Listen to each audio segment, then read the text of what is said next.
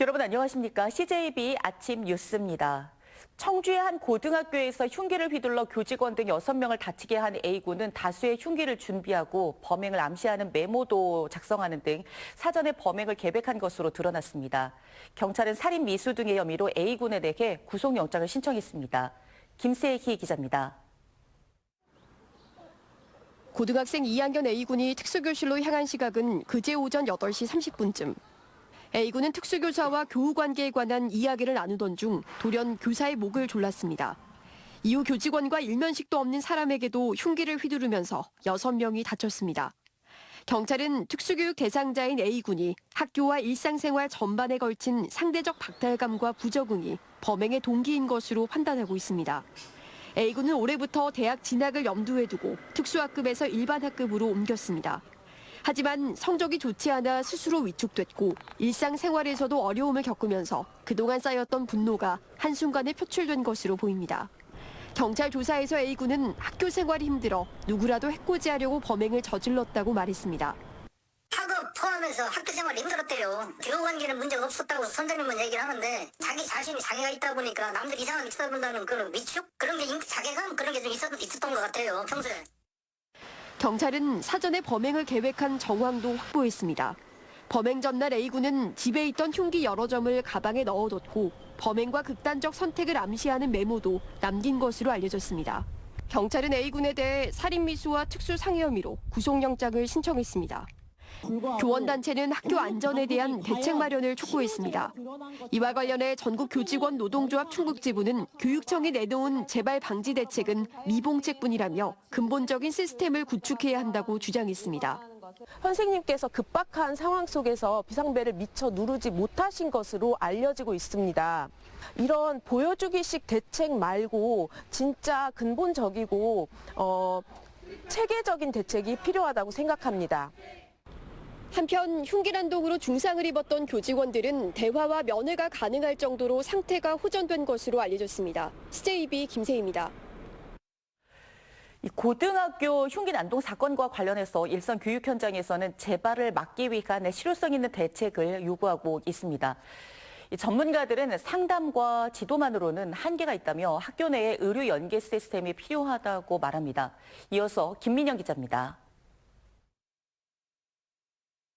흉기 난동을 벌인 A군은 과거 정신질환 치료를 받은 이력이 있습니다. 하지만 현재는 약물 치료를 받지 않고 있었습니다. 교육 현장에서는 A군의 사례처럼 학교 구성원이 정서상의 문제로 폭력성을 보일 때 위험에 노출될 수밖에 없다며 우려의 목소리를 내고 있습니다. 보호라는 장치 자체가 전혀 없고요. 그냥 맞고 살 수밖에 없는 거거든요. 교육적인 접근 말고도 사실은 의료적 처치가 굉장히 중요한 아이들이거든요. 상담이나 지도만으로는 정서적 문제로 발생하는 폭력적 돌발 행동을 예방할 수 없다는 겁니다. 충동 공격적 행동 문제는 상담만으로는 사실 해결이 어려운 부분이 있고요. 그래서 약물 치료가 꾸준히 이루어질 수 있도록 진료를 꾸준히 받게 하고 학교 안에도 의료 연계 시스템이 필요한 겁니다. 하지만 그동안 교사가 학생의 정서 행동과 관련해 이런 의견을 학부모에게 전달하는 것은 현실적으로 어려웠습니다. 학부모와 갈등 요인이 될 수도 있기 때문입니다. 이런 이유로 국회는 지난달 정서적 문제 행동을 보이는 학생에게 의료, 상담 등 긴급 지원을 제공하도록 하는 초중등 교육법 개정안을 통과시켰습니다. 현재 법적 토대는 마련된 가운데 이번 흉기 난동 사건을 계기로 교육 현장의 정서적 의료 지원 시스템이 구축될 수 있을지 주목됩니다. CJB 김민영입니다. 다음 소식입니다. 최근 한국전력이 추진하는 송전시설 등과 관련해 갈등이 계속되고 있습니다. 진천군 문백면에 이어 이번에는 청주시 세계면과 세종시 북악면을 후보지로 한 개폐소 입지선정위원회 인선을 놓고 형평성 논란이 빚어지고 있습니다. 특정 지역에 불리하게 입지선정위원회가 구성됐다는 것입니다. 이환 기자가 취재했습니다. 최근 한국전력은 주민 기피 시설인 345kV 개폐소를 건설하기 위해 후보 지역을 대상으로 입지 선정위원회를 꾸렸습니다. 후보 지역은 청주시 면지역 3곳과 세종시 북악면입니다. 그런데 주민대표 구성부터 상식적이지 않다는 말이 나오고 있습니다. 24명 주민대표 가운데 세종시 북앙면이 12명으로 반을 차지하고 있고 청주시 현도면 등 3개 지역은 각각 4명씩만 배분한 겁니다. 상대적으로 청주시 후보지에 불리한 구성입니다. 이 가운데 현도면 주민들의 반발이 거셀 전망입니다. 다른 후보지 가운데 상당수가 상수원 보호구역에 묶여 있거나 도심 가까이 위치하고 있기 때문입니다. 여러 사람의 의견 수렴을 해서 의견이 많은 쪽으로 가겠다 이렇게 했는데 그 말은 실상은 사람이 더 많은 쪽이 유리하다. 뒤늦게 이 사실을 알게 된 청주시 3개 지역 주민들은 최근 열린 입지선정위원회에서 반발하며 자리를 떠나기도 했습니다. 이에 대해 한전 측은 법적, 절차적 문제는 없었다고 해명했습니다. 둘 이상의 시군구 구역에 설치되는 경우에는 시군구별 거주주민 1명 이상으로 입지선정위원회를 구성하면 된다는 겁니다. 하지만 벌써부터 반발이 터져나오자 다시 의견 수렴을 하겠다는 입장도 내놨습니다. 3개 면의 대표분들을 저희가 만나서 주민대표 수 조정에 대해서 의견을 다시 수렴을 하고요. 최근 진천군 문백면의 송전시설 건립 과정에서 벌어지고 있는 갈등과 마찬가지로 한전의 형식적인 입지 선정위 운영이 또 도마에 올랐습니다. CJB 이환입니다.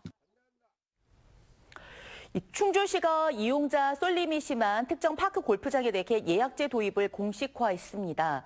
하지만 협회 회원들은 되레 효율성과 자율권을 저해한다며 반발하고 있는데요. 얼마 전 제천 파크 골프장 유료화 논란에 이어서 충주 파크 골프장 예약제까지 이 파크 골프장 운영 방식을 두고 잡음이 일고 있습니다. 안정원 기자가 보도합니다. 충주시 목행동에 위치한 충주호 파크 골프장입니다. 관내 5개의 파크 골프장 중 최대 규모인 54홀 규모로 가장 인기가 많은 곳입니다. 하지만 시간과 인원에 제한이 없다 보니 안전사고나 시설 독점 현상이 발생하기도 합니다.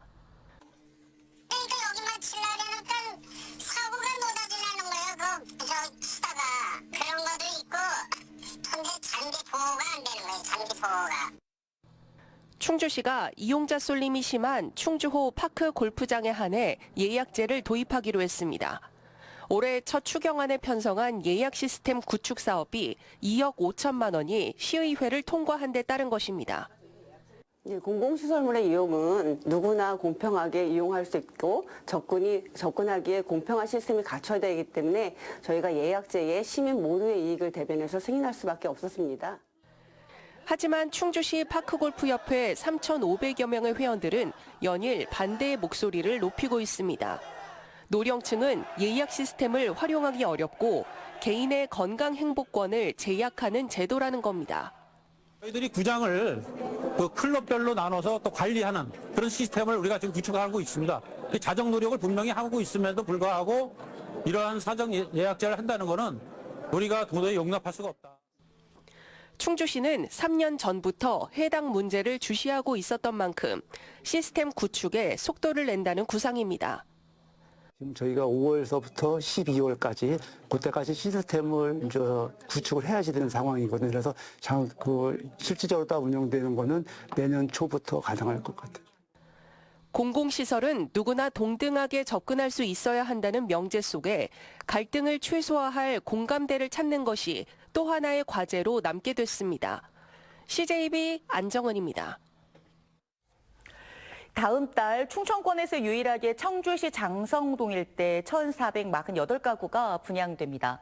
부동산 정보업체 직방에 따르면 5월 분양 예정 물량은 전국적으로 22개 단지 17,176가구이고 충청권에서는 청주시 장성동 일대 신분평 더웨이시티 1,448가구가 분양을 준비하고 있습니다. H&G 그룹이 조성하는 더웨이시티는 공동주택용지와 준주거시설 용지 등을 함께 조성하는 사업으로 다음 달 1,448가구를 시작으로 모두 3,949가구를 분양합니다. 중부 4군 공동장사시설 건립을 위한 후보지체 공모가 7월로 연기될 전망입니다. 음성, 진천, 괴산, 증평군은 이달 중 재공모에 나설 예정이었지만 후보지 조건과 사업 추진 방향 등의 이견이 있어 늦어지고 있는 것으로 알려졌습니다. 이 사업은 지난 2월 후보지 공모 당시 3개 마을이 신청했지만 모두 탈락해 공전을 거듭하고 있습니다.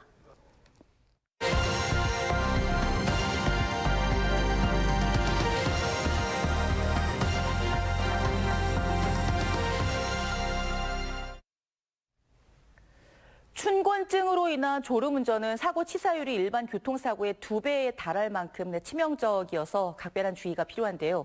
운전자 개인의 주의만으로는 한계가 있는 만큼 졸음운전 방지 장치 등 실효성 있는 예방 시스템 마련이 필요하다는 지적이 나옵니다. TJB 박범식 기자가 취재했습니다. 도로를 달리던 차량이 갑자기 중앙선을 넘습니다. 또 다른 차량은 차선을 변경하나 싶더니 그대로 직진하며 표지판을 들이받습니다.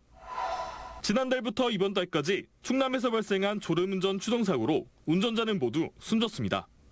도로 위 살인마 졸음운전 사고는 4월에 갑자기 20% 넘게 급증하는 현상을 보이는데 계절의 변화가 원인으로 꼽힙니다.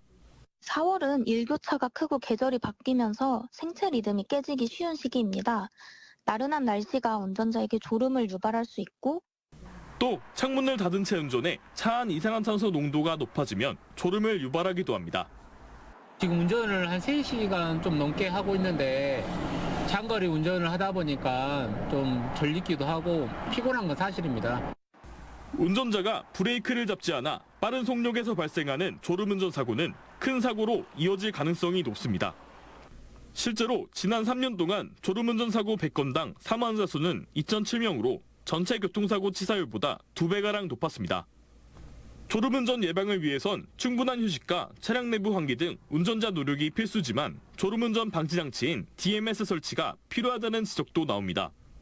DMS는 운전자의 눈동자 움직임, 깜빡이는 속도 등을 분석해 졸음운전을 예방하는 시스템입니다. 한국교통안전공단이 고속도로를 경유하는 일부 직장인 통근버스에 졸음운전 시 경고음이 울리는 DMS 장치를 넉 달 동안 설치한 결과 1000km당 졸음운전 횟수는 0.015회로 99% 감소했습니다. 졸음운전을 예방할 수 있는 각종 DMS나 이런 부분에 대해서 설치 의무화, 그리고 설치 의무화 이전에 실제 이런 것들을 주도적으로 설치하는 사람들에 대해서는 보험료를 할인해 준다라든지. 유럽에서는 지난해부터 화물차 차량의 DMS 설치가 의무화됐고 내년에는 모든 차량에 확대될 예정이지만 제도적 논의가 없는 한국은 아직 가격 경쟁력 등을 이유로 자율주행 차량 등 일부에만 도입되고 있는 실정입니다. TJB 박범식입니다. 건국대학교 의과대학이 수업 거부 재학생들에게 유급 예정 통보서를 발송했습니다. 대상은 2025학번 신입생 104명 대부분과 본과 3학년 일부 재학생들로 필수 과목과 임상 실습 등에 참여하지 않고 있는 것으로 알려졌습니다. 건국대 의대는 전공 과목에서 F를 받거나 학기 평점이 2.0 미만이면 학칙과 규정에 따라 유급 처리하고 있습니다. 충청 내륙화 고속도로의 일부 구간이 다음 달부터 추가 개통됩니다. 이번에 개통되는 구간은 음성군 보천교차로에서 원남면 산단교차로에 이르는 2.6km 구간으로 이에 따라 청주 상리터널에서 음성 원남면까지의 통행시간은 기존 51분에서 35분으로 16분 정도 단축됩니다.